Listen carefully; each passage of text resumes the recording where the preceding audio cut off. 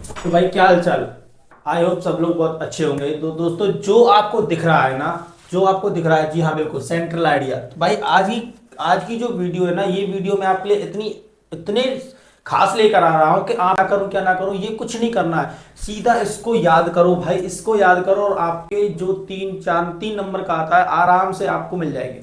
तो इसमें मैंने वो सेंट्रल आइडियाज लिए हैं जो आपके बोर्ड एग्जाम 2026 के लिए इतने आवश्यक हैं कि आपको आने ही चाहिए। ठीक है, तो आइए मैं आपको बताता हूं कि कैसे कैसे हमको इसको लिखना है, राइट राइट कैसे करना है और कैसे आता है। ठीक है, तो चलिए बिना समय बर्बाद किए, तो पहला है मेरा डस्ट ऑफ स्नो। तो भाई देखो, डस्ट ऑफ स्नो बहुत इंपॉर्टेंट है, हर साल आता है, देख सकते हो आप प्रीवियस ईयर क्वेश्चन पेपर। तो इसकी जो पोएट है वो है रॉबर्ट फ्रॉस्ट, जो इंपॉर्टेंट है। देखो 22, 23, 24, 25 में आ चुका है। तो इसमें क्या कहते हैं भाई, रॉबर्ट फ्रॉस्ट हमें याद करना है, कुछ लाइन से रखनी है और कुछ लाइन से रटनी है। ठीक है ना, देखो कैसे। Dust of snow is a beautiful short poem written by Robert Frost. Dust of snow बहुत ही अच्छी सी कविता है जिसको किसने लिखा है, रॉबर्ट फ्रॉस्ट ने। This poem expresses the significance, significance यानी कि जो क्या है, express the significance of small things, क्या विस्तृत करती है, दिखाती है उसको। थिंग्स चेंजिंग वंस मूड, जो क्या है, जो यह दिखाती है कि एक पल में किसी का भी मूड चेंज किया जा सकता है, किसी का भी मूड चेंज हो सकता है। The poet has mentioned crow and hemlock tree in this poem that are believed to be a symbol of bad omen। bad omen मतलब होता है दोस्तों अपशगुन। यानी इस कविता में जो कवि है उन्होंने दो वर्ड जो यूज किए गए हैं, क्रो और हेमलॉक ट्री। क्रो और हेमलॉक ट्री बोले तो धतूरे का पेड़, जो क्या है, एक अपशगुन के रूप में माने गए हैं। ठीक है, तो अब उनको क्या माना गया, क्या किसके रूप में देखा जा रहा है, अपशगुन के रूप में देखा जा रहा है। The poet describe the depressive and bitter side of the nature presents his similar mood, but when the crow shook the hemlock tree and snow particles fell on the poet, his mood uplifts suddenly। होता क्या है कि भाई जब poet का जो mood होता है नेचुरल, कि वो थोड़ा गुस्से में होता है, डिप्रेसिव होता है, नाराज होता है, हताश होता है, लेकिन क्या होता है जब उसके पास क्रो, जो क्रो को शूक यानी कि हिलाता है हेमलॉक ट्री को, उसके ऊपर से कुछ स्नो पार्टिकल्स, कुछ बर्फ के कण जब उसके ऊपर गिर जाते हैं, तो जो पोइट का जो मूड है भाई, जो पोर्ट का जो मूड है दोस्तों, वो क्या हो जाता है, अपलिफ्ट। अपलिफ्ट मतलब होता है चेंज हो जाता है, अचानक से चेंज हो जाता है।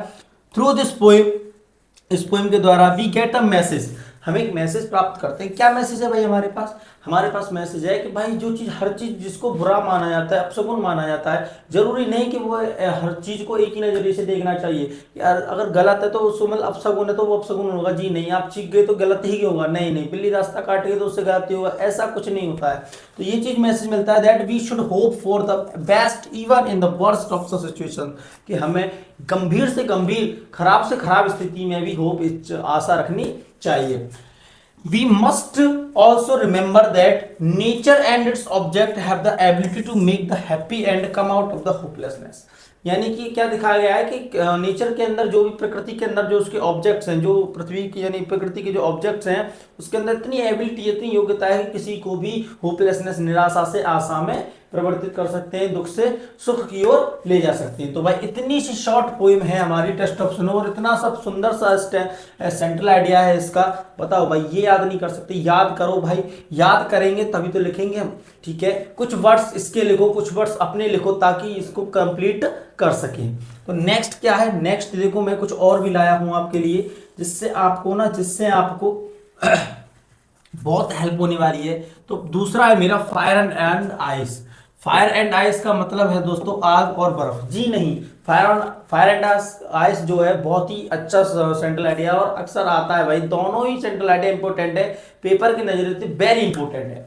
ठीक है, तो ये जो इंपॉर्टेंट है 22, 23, 24, 25, ये भी कंटिन्यूसली आता रहा है, तो इसको भी देखते हैं। The poem fire and ice by Robert Frost expresses the idea that the world would end in either of the two ways, by ice और बाय फायर। इस कविता के माध्यम से कवि हमें क्या बताना चाहते हैं, रॉबर्ट फ्रॉस्ट एक्सप्रेसेस, वर्णन करना चाहते हैं द आइडिया दैट, के विचार है कि द वर्ल्ड वुड एंड, संसार का यदि अंत होना है तो दो चीजों से होगा।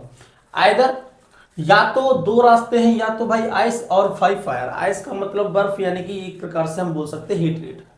फायर जेलसी वगैरह, ये सारी चीज। अब देखते हैं कैसे कैसे उन्होंने दिखाया है। अकॉर्डिंग टू द पोइट, इस कविता कवि के द्वारा, फायर सिंबलाइजेज ह्यूमन डिजायर्स। जो फायर है उसको सिंबलाइज किया गया है, उसको उसका प्रतीकात्मक किसको माना, क्या प्रतीकात्मक है उसका, डिजायर इच्छाएं, ग्रीड लालच, किसी भी प्राप्त का, क्रुअल्टी निर्दयता जो उसके प्रति है, किसी भी चीज को पाने की जो इच्छा है, एग्रनेस है, उसको क्या बोला गया है यहाँ पर, फायर बोला गया है। यानी कि जो उसके अंदर किसी भी चीज को प्राप्ति की जो इच्छा इंसान के अंदर होती है, फिर उसके लिए उसे कुछ भी करना पड़े, उसके लिए वो कुछ भी कर सकता है, तो उसको डिनोट किया गया है फायर से। And the more you try to satisfy them, जितना अधिक तुम उन्हें शांत करने की कोशिश करोगे वो उतना ही अधिक बढ़ जाते हैं। द मोर दे ग्रो, उतना ही अधिक बढ़ते हैं। There is no end to them and they spread like wild fire and engulf your whole life. लेकिन ये शांत नहीं होते और आपके पूरे संपूर्ण जीवन को निगल जाते हैं। एंगल्फ मतलब निगल जाना, खा जाना, खत्म कर देना। ऑन द अदर हैंड, दूसरे पक्ष पर, I symbolize indifference in human relationships, hatred किससे सिंबलाइज किया गया है, आइस को हेट्रेड से सिंबलाइज किया गया है। कोल्डनेस एंड रिजिडिटी, यानी कि आइस जो है भाई, किसी के अंदर जो नफरत पैदा हो रही है, शांत रहे लेकिन मुंह पे साफ है एकदम, अंदर से क्या उसके प्रति जो हेट है हमारे प्रति, उसके प्रति जो ईर्ष्या है वो क्या है, वो पनप रही है, उसको सिंबलाइज किया गया आइस से। यानी ऊपर से तो शांत है, बर्फ की तरह ऊपर से शांत है, ठंडा है, लेकिन अंदर से क्या उसके अंदर आग दहल रही है उसके किसी के प्रति, इसलिए उसको क्या कहा गया है, इसलिए उसको आइस से किसको सिंबलाइज किया गया है, हेट्रेड से या कोल्डनेस या रिजिडिटी। ठीक है, रिजिडिटी कठोरता।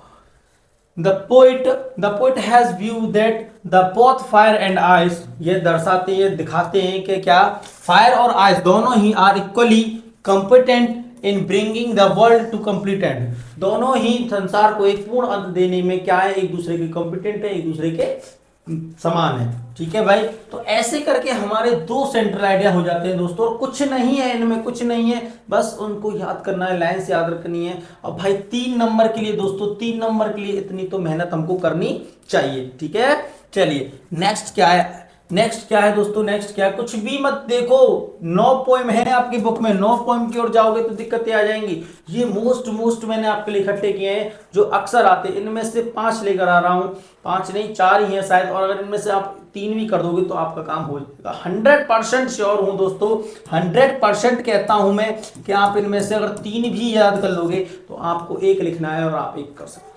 Tiger in the zoo, tiger in the जू, यानी कि इस कविता में इसमें बोला गया है कि एक टाइगर एक केज, एक पिंजरे में बंद है और एक नेचुरल हैबिटेट एक फॉरेस्ट में, जंगल में, तो उनकी दोनों की दशाएं दिखाई गई हैं। ठीक है, इसमें हमको दिखाया गया है ये सारी चीजें।